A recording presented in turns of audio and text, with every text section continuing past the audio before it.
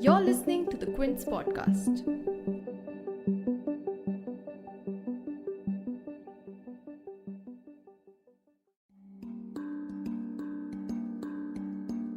The buzziest word over the past 24 hours has been net zero.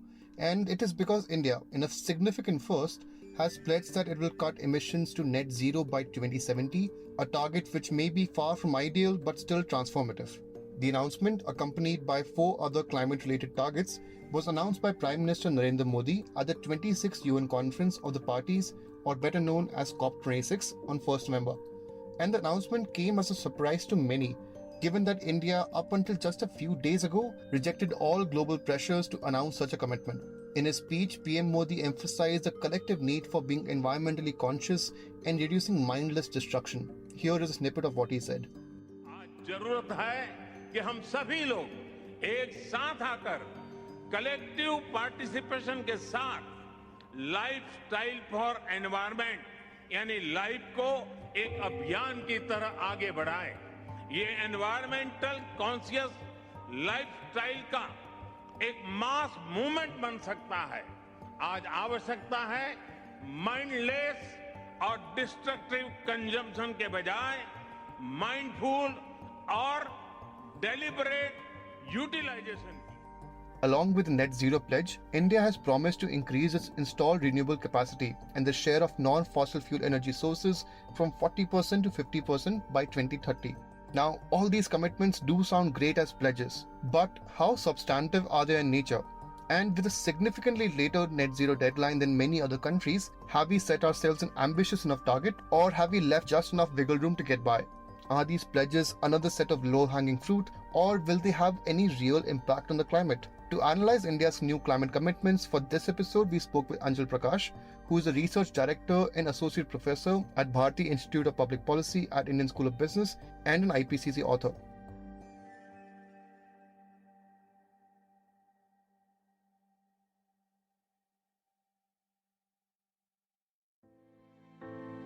You're tuned in to The Big Story, the podcast where we dissect the headline-making news for you, and I'm your host, Himmat.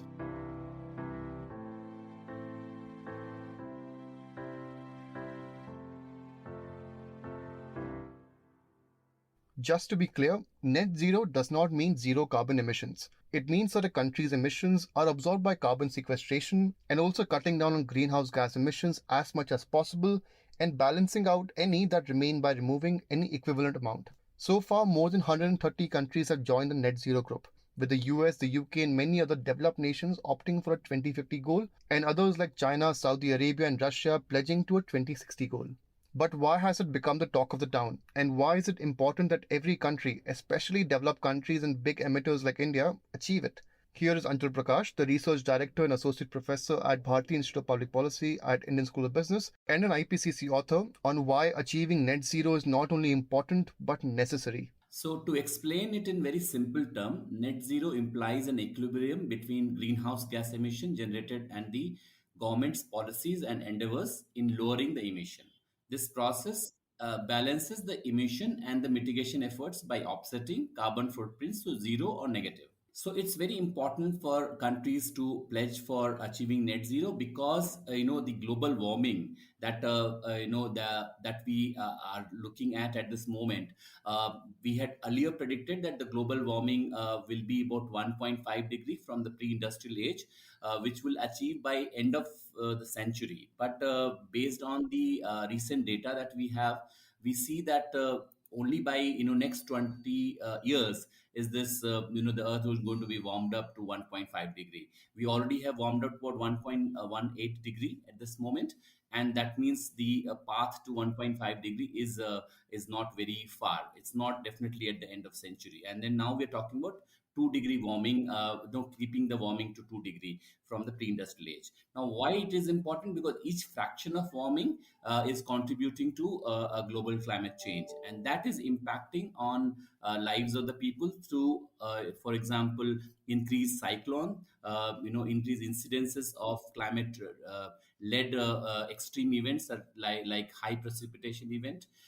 It would also lead to heat waves And these are the issues which will be coming, and it becomes going to be in an order of the day. And that's why it's very, very important for us to keep the Earth's temperature below 1.5 degree. So, is 2070 an ambitious target for India? Is a target nearly 50 years down the line challenging enough to give the dire and rapid need for climate action? Well, it sure has impressed some environmentalists back at home, with Arunabha Ghosh, the CEO of Council for Energy, Environment and Water, stating that, quote-unquote, India has clearly put the ball in the court of the developed world, and that, quote-unquote, this is real climate action. Aarti Khosla, Director of Climate Trends, a Delhi-based climate change communications initiative, stated that, quote-unquote, India has responded positively to the global call, and that, quote-unquote, it was the best climate action in Glasgow. One of the key reasons why it has been lauded by many experts is because, in comparison with other emitters like the US, a highly populated country like India, its emissions per capita is much, much lower. According to a BBC report, in 2019, India emitted 1.9 tons of CO2 per head, compared to 15.5 tons for the US and 12.5 tons for Russia that year. And PM Modi also reiterated India's low contribution to emissions at COP26 as well. However, Mr. Prakash believes that India could achieve the targets by 2060, and the cost of pushing the deadline for a further 10 years could result in more climate catastrophes. Frankly speaking, I'm slightly disappointed with this target, because I think India can achieve net zero by 2060, if not by 2050. And this is because we have seen that a lot of people, they opine that India cannot afford to commit for this ambitious target, as it would seriously impact our growth and the economy. And this is also in the process that industrialized nation has achieved economic freedom, which India is yet to accomplish. And this argument is flawed, I feel, because it's also increased emission means increased climate event. And India, in its limited economic resources, the vast population that we have, the rapid growing economy, and also we have increased climate risk in many, many sectors. For example, the Himalayan glaciers are retreating rapidly. It's leading to flood in many river systems in North India. You already see the kind of a increase in the frequency and the severity of cyclones. So India is at the receiving end of the climate catastrophe, as if I could say.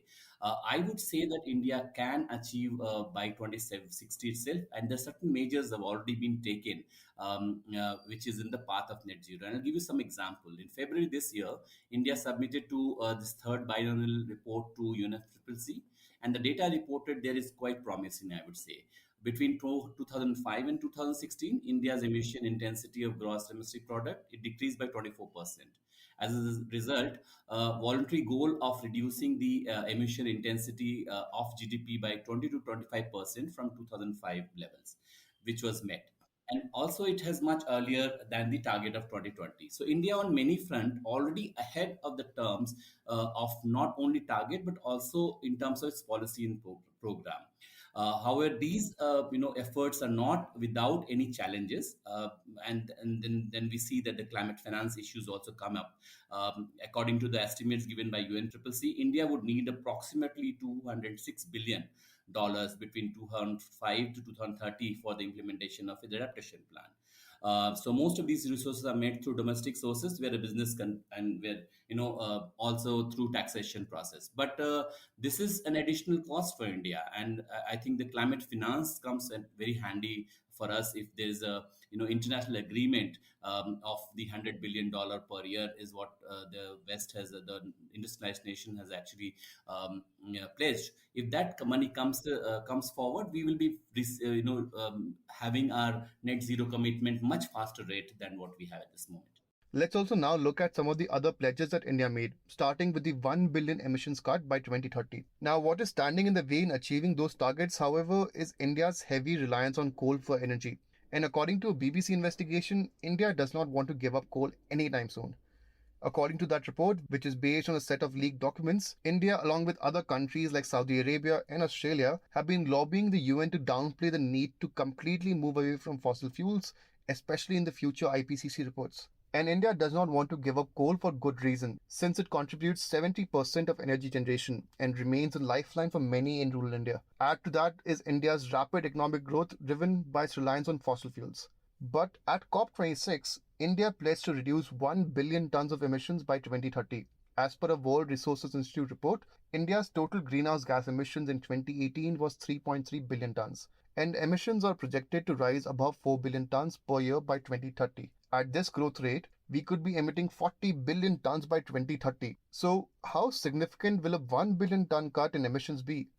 Mr. Prakash says that when it comes to cutting carbon emissions, it needs to be taken at a global scale to understand its significance. So you have to look at this from the global perspective also. Look at what is happening in other part of the world. When it comes to per capita emission of carbon dioxide, India's share is very small.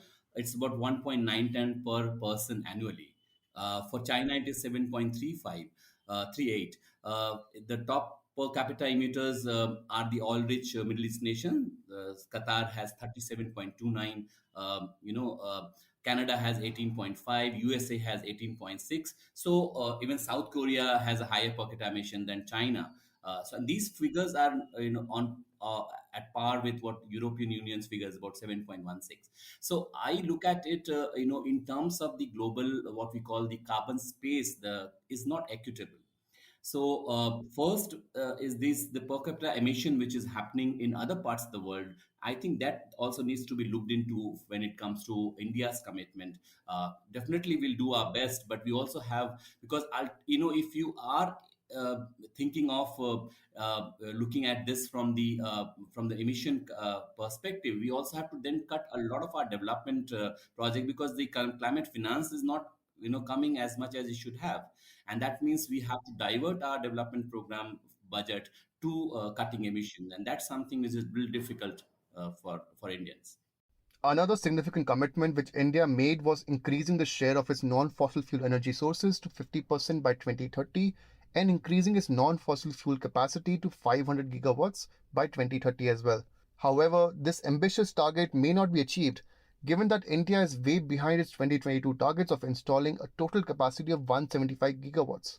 And according to a report by the Institute for Energy Economics and Financial Analysis, the capacity stands at 7 gigawatts as of March 2021, and the target for increasing the share of non fossil fuel energy sources or increasing renewable energy to 50% may also fall short.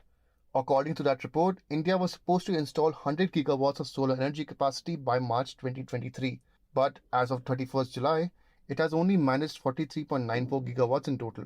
And a target that India is failing to achieve since 2015 is its forestry target of creating more carbon sinks by afforestation. Incidentally, PM Modi did not mention India's progress in this target. India had pledged in the 2015 Paris Agreement to plant trees over an area the size of West Bengal, Bihar, and Jharkhand combined to create carbon absorption areas or carbon sinks. This would amount to 25 to 30 billion hectares of land by 2030. However, an Article 14 report points out that this pledge was taken without any scientific basis, nor is there any publicly available document that states why this pledge was taken.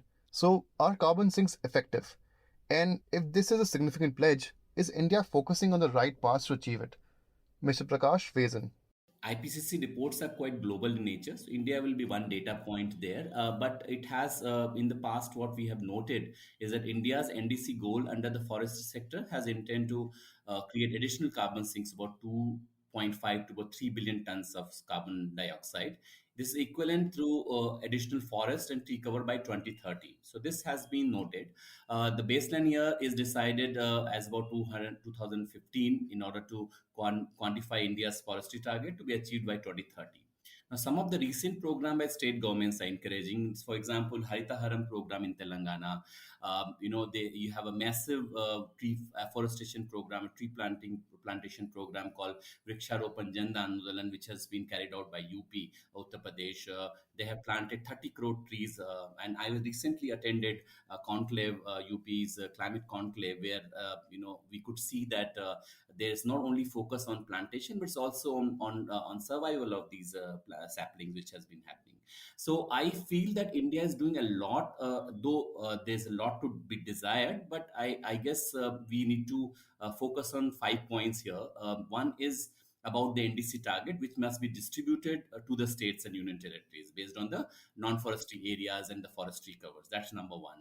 Second is, I think the carbon neutrality policy should be promoted at the national and state level, which will help in improving quality and health of forest, and also provide fair compensation to the forest dwelling communities. Here, the forest dwelling communities are very, very important stakeholders. The third point I would like to focus is on reduction in emission through adaptation and carbon sequestration, which should be considered for achieving the NDC target, and this will be achieved by about 2.5 to 3 billion tons of carbon dioxide. The fourth point is on agroforestry, which is a huge potential to contribute towards achieving India's NDC target. And fifth point is about innovative finance mechanism through carbon market, which could be established.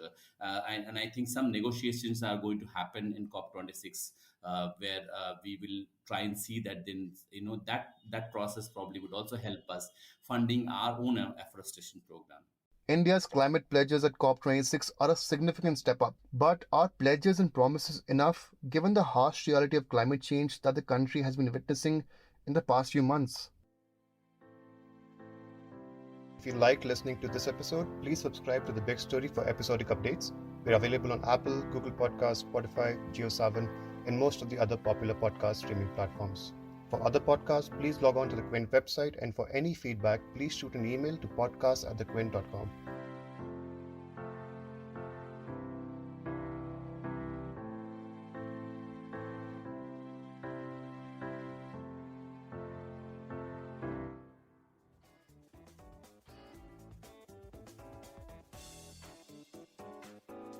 Thanks for listening. Log on to the Quint's website and check out our other podcasts.